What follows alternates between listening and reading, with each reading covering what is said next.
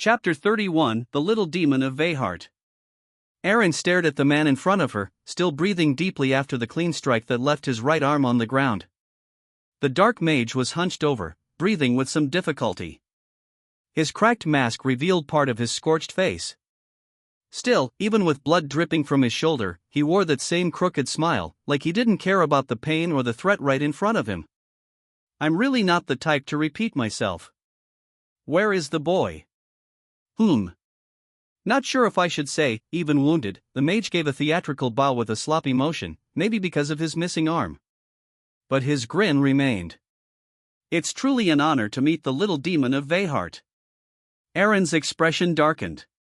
She raised her right hand, and above it, the golden blade began to spin slowly, floating like a small sharp sun. "I'll rip off your other arm. Then I'll ask again." Hey, wait, no need to add me to your kill list just yet." She didn't reply. Just watched him silently. HNNNGH, he must be pretty important for you to come looking for him personally, huh? I'd do this for any student. The dark mage slipped a hand inside his clothes and pulled out a few thin needles. Corrupted mana flowed through them like liquid poison pulsing. Coming from Vehart? I wouldn't doubt it. So you've made your choice then? Truth is, I just wanted to understand that kid better. His abilities are interesting. I'm even thinking about pulling him over to our side." Erin narrowed her eyes as she heard that. For a moment, her focus wavered. So he's still alive.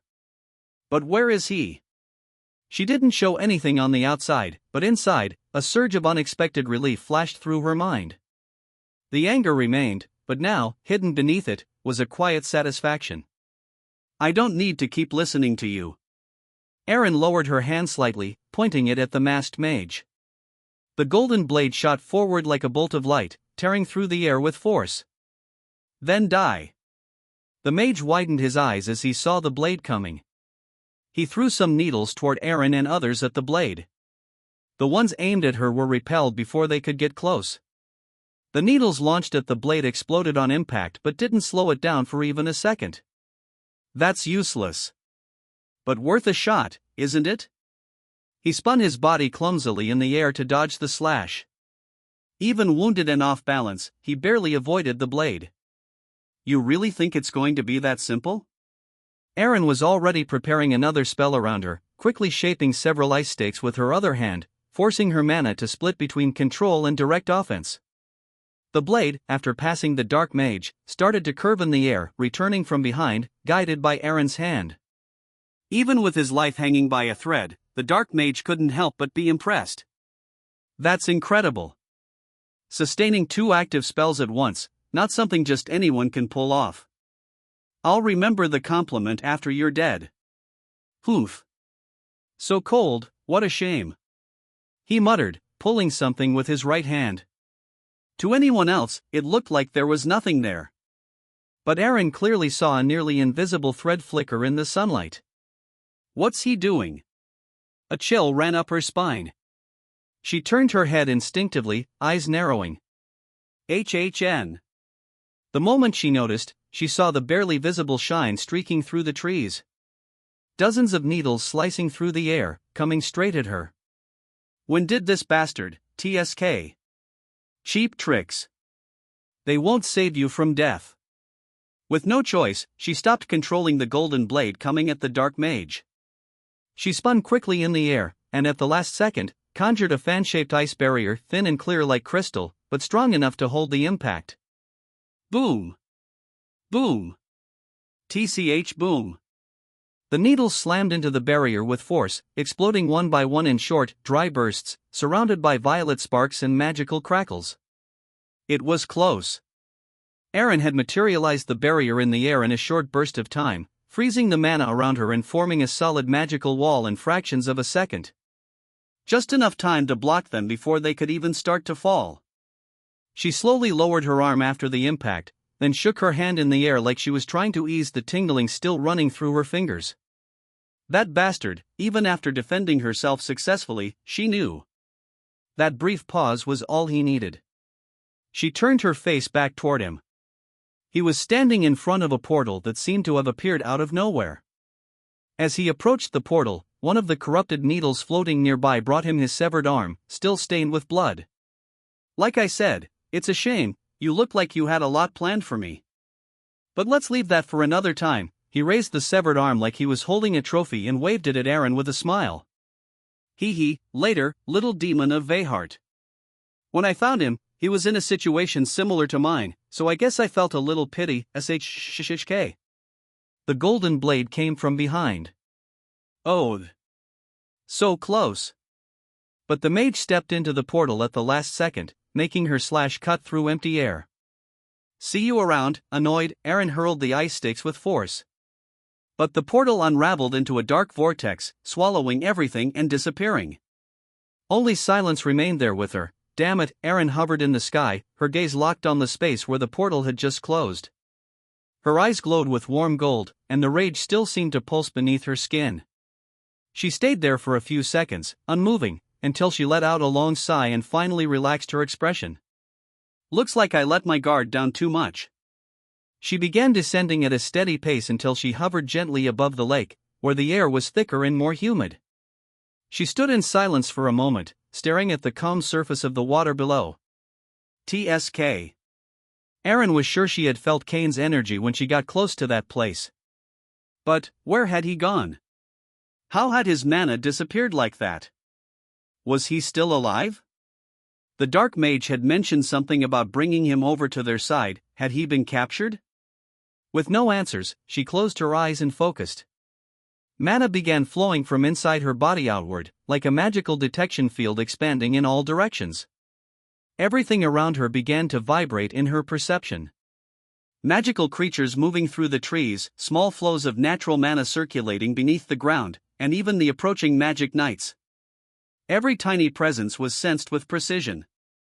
Except one. Kane wasn't anywhere. There wasn't even a trace. No residue. As if he had never been there. His presence had simply vanished without a trace. Aaron let out another, shorter sigh and crouched at the edge of the lake. What am I even supposed to tell the brats now? She didn't know if Kane had died, been taken, or by some miracle, had already made it back to the academy. But even if she wanted to believe the last option, it made no sense. Aaron could have sworn she had felt Kane's mana in that place. She was sure. The wind lightly tousled her dark brown hair as she looked at her own reflection. Her golden eyes stared back, sharp, but with a hint of exhaustion that maybe wasn't physical. She stayed there, arms resting on her knees, staring at her own image in the water. Huff, where the hell did you go, kid? If they took you, Miss Aaron. The voice cut through her thoughts. She turned her face and saw some magic knights approaching quickly. We heard some noise. Are you all right, ma'am? Hey, no need to be so formal. She stood up, brushing off her cloak with a light swipe, and walked away from the lake. There's nothing here. I suggest you head back to the academy. I don't think there are any students still missing. Yes, Miss Aaron. TSK. Ha? Sorry. Seeing they had clearly ignored what she just said, she simply ignored them back and took off into the air again. And just like that, she vanished into the sky without a trace. Chapter 32, After the Chaos. It had been exactly 1 day since the Transmutation Garden of Vehart Academy was attacked. No one knew exactly how, but dark mages had managed to breach the outer areas of the academy. They struck precisely where the barrier was weakest. The shock hit everyone hard. A direct invasion, right at the beginning of the semester. Initial investigations confirmed that dark mages were behind the attack. However, a silent consensus formed among the instructors. Someone from inside had helped make the invasion possible. The suspicion wasn't about who attacked, but about who left the door open. When it was discovered that the real target of the attack seemed to be the alchemy teacher of Class S, Melis, the atmosphere at the academy grew even heavier. No one knew exactly why. But the fact that a commoner had earned such an important position had never sat well with everyone. And now, it seemed like someone wanted to fix that by force. The Academy's internal council decided to wait for the return of the headmaster and vice-headmaster, who were away handling other matters, before making any definitive decisions. Despite the chaos, there were no recorded deaths. No student was seriously injured. But one of them was still missing. SHHRRCH. Marco crumpled the newspaper and tossed it in the trash as he walked through the halls.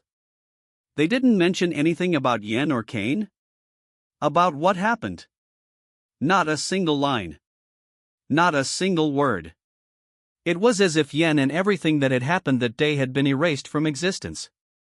But Marco had been there. He had seen it all with his own eyes and heard it with his own ears. 3 dark mages had appeared out of nowhere, and they weren't interested in destroying the Academy. They were there for Yen.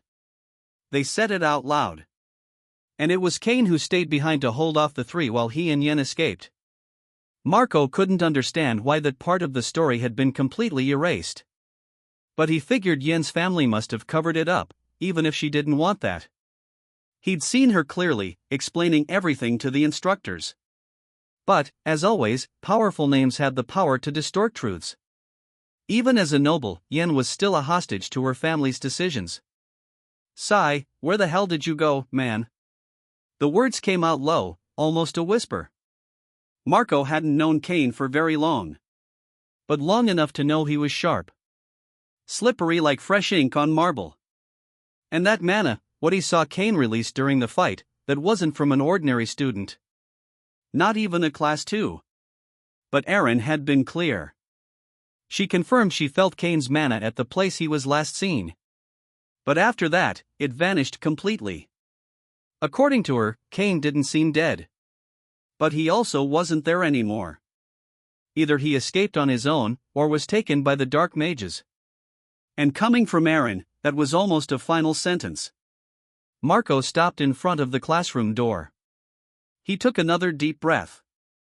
"Does it look like today's gonna be a good day?" He pushed the door and walked in. == 2:20 p.m. Professor Rodar Velmeyer's theory class. Even after things had calmed down, students still whispered and talked about what happened, like it was all still happening right in front of them. Are they seriously making us come to class the next day? After yesterday, they could have given us a day off, don't you think? Elena. What do you want? Elena didn't take her eyes off the front of the room. She kept writing in her notebook, fully focused on what Professor Rodar was explaining on the board. Her notes were fast, direct, like every word spoken was crucial. Lyra, on the other hand, was lying on her desk, face buried in her arms. Her whole body looked limp on purpose, like the weight of the world had pressed her down just to keep her from participating. Wow, don't you ever get tired? If I stop taking notes, are you gonna do it for me? Lyra lifted her face just enough to flash a playful little grin. Thanks for the hard work, yeah, thought so. A bit farther back, between the light sound of pages turning and muffled conversations, a few whispers started to gain space. Voices came and went, taking advantage of the moments when the professor's attention slipped. Looks like they still haven't found anything about the commoner from our class. Yeah, I heard about that. Elena kept writing, not seeming to care about the conversation in front of her. From what I heard, they're still searching, but nothing so far. With his personality, wouldn't be surprised if he died. At that moment, Elena's pen froze mid-air. Her finger lightly pressed the side, but she didn't write anything else. Right, and honestly, he's just a commoner. Who would even care? Hey, you assholes. The voices stopped. The 2 students slowly turned their heads and saw Elena glaring at them with a firm stare and a cold expression. One of them swallowed dry. Hum. Elena Elrian, is there a problem? Shut up and pay attention to the class. Right. The 2 immediately looked forward again, shoulders tensed. Elena then went back to writing, like nothing had happened. But even with her head still down on the desk, Lyra was watching more than she wanted to admit. Her eyes followed Elena with focus. That calm, was it really focus? Or just a way to avoid thinking? Lyra, yes? You don't need to stare at me if you want to sleep. Lyra smiled and rested her chin on her palm. Ah, sorry, it helps. You've got this, calming vibe. Elena sighed and gave her a sideways glance without moving her head. Why don't you go sleep in the infirmary? Irg, no thanks. Elena let out a breath with mild impatience and turned her gaze forward. In silence, she repositioned her pen on the notebook and resumed her notes, like she was shielding herself from any new attempt at conversation. But Lyra wasn't the quiet type. Elena, about yesterday, what? What happened to Kane wasn't your fault. Elena stopped writing again. Her hand froze mid-sentence. Why are you talking about this? I already said I don't care. Ah, right, my bad. Lyra knew Elena wasn't being honest. It was subtle, but something was there. Like Elena carried a silent guilt over what happened to Kane. Even without having done anything directly. Even though she wasn't from a traditional noble bloodline, Lyra had connections to several prestigious houses. And with that, she had access to information few others did. In noble circles, the rumors said the Dark Mages tried to capture Yen Veltarian during the attack on the Transmutation Garden, taking advantage of the chaos. Yen was considered a valuable bargaining piece. After all, she was the heiress of the third magic tower. But Kane, who was with her, got caught up in it, and was declared missing. What seemed to light a spark in Elena's expression was a comment made by Aaron. When she returned, Aaron mentioned encountering a mage with green hair and a broken mask at the same place where she had last sensed Kane's mana. It was the same mage Elena had fought before. The one she tried to stop from escaping. As if she had been trying to prevent something bigger. And that something seemed to have happened. Lyra lifted her head completely, eyes scanning the classroom. Is she not here today? Yen was absent. And even though Lyra didn't know how close she and Kane really were, something told her. She was probably feeling even more guilty than Elena. The light rain had stopped some time ago, but the sound of droplets remained, dripping from the high tiles of the Academy's administrative building. The hallway was silent and heavy, as if even the air avoided circulating through there. Inside, a dim light illuminated a small isolated office at the back. The walls were covered with books, empty flasks, crumpled notes, and old papers piled carelessly. The smell was an uncomfortable mix of dried ink and poorly stored herbs. At the center of the mess, a chair spun slowly after an impatient push. Those sons of bitches. The voice echoed muffled, vibrating against the shelves. Valter slammed his fists on the table in frustration, then brought both hands to his head, tugging at his hair as he paced back and forth, as if the movement could purge the chaos inside him. They couldn't even get the job done because of a bunch of first years? His plan had been simple: give the Dark Mages free rein to eliminate Melis. However they wanted. That was it. But how the hell could they fail because of a few kids? He kept asking himself. Valter was the professor's longest-serving assistant. With her out of the way, he was sure he'd inherit the position. The Academy would never waste time recruiting an outsider. His name was already there, the seat practically warm. But everything had fallen apart. The mages, instead of following the plan, had the brilliant idea of trying to capture Yin first. A magic tower heiress. A target that would draw attention from anyone. And they had the audacity to send a message saying some boy, a commoner, had interfered with the operation. Some white-haired student, seriously? Valter walked over to the window and yanked the curtains shut, as if he could hide his own face from reality. How am I supposed to smooth this over now? His expression was a mix of panic and rage. His heart was beating way too fast. His hands wouldn't stop moving, like they were searching for something to do, something to fix this before the headmaster returned. He knew what was coming. As soon as the headmaster and deputy returned to the academy, the names of those involved would be investigated.